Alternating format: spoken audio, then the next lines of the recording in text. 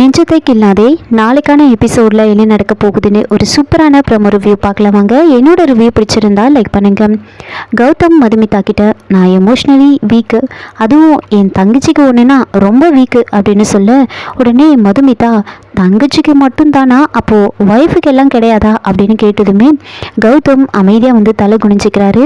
அப்போது எனக்கும் ஏதாவது ஆனாதானா அப்படின்னு சொல்ல வர்றதுக்கு முன்னாடியே கௌதம் எந்திரிச்சு மதுவோட வாயை மூடுறாங்க. அந்த மாதிரி எதுவும் சொல்லாதீங்க, உங்களுக்கு எதுவும் ஆகாது, நான் எதுவும் ஆக விட மாட்டேன். இனிமே அந்த மாதிரிலாம் சொல்லாதீங்க. உங்களுக்கு ஏதாவது நடந்து தான் நான் என்னோட அன்பை வெளிப்படுத்தணும்னு கிடையாது. எனக்கு எப்போவும் உங்கள் மேலே அன்பு இருக்கும் அப்படின்னு சொல்ல அது கேட்டு மதுமிதா எனக்கு உங்களை பார்த்தாலே ஆச்சரியமாக இருக்குது.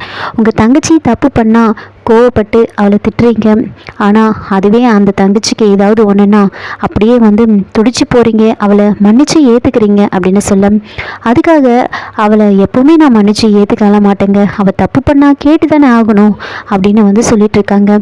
இன்னொரு பக்கம் மாயா அவளை ரொம்ப முடியாமல் போகுது. அவங்க டேப்லெட் எடுத்து கொடுக்க சொல்லி ஜீவா கிட்டே கேட்குறாங்க.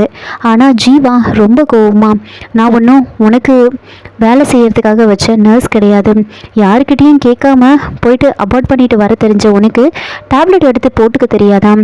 இங்கே பாரு, உனக்கு வேலை செய்யறதுக்காகலாம் நான் இங்கே இல்லை, உன்னோட வேலையை நீ பார்த்துக்கோ, நீ கெரியர் தான் முக்கியம்னா நீ அதையே பார்த்துக்கோ, தேவையில்லாமல் என்ன இழுக்காத, உன் வேலையை நீ பாரு, என் வேலையை நான் பார்க்குறேன், தயவு செஞ்சு என்னை விட்டுடு அப்படின்னு ரொம்ப கோவமாக பேசுகிறாரு. இதோட இந்த ப்ரோமோ முடிச்சிருக்காங்க. என்னோட ரிவ்யூ பிடிச்சிருந்தா லைக் பண்ணுங்கள், மறக்காமல் சப்ஸ்கிரைப் பண்ணுங்கள். தேங்க்யூ.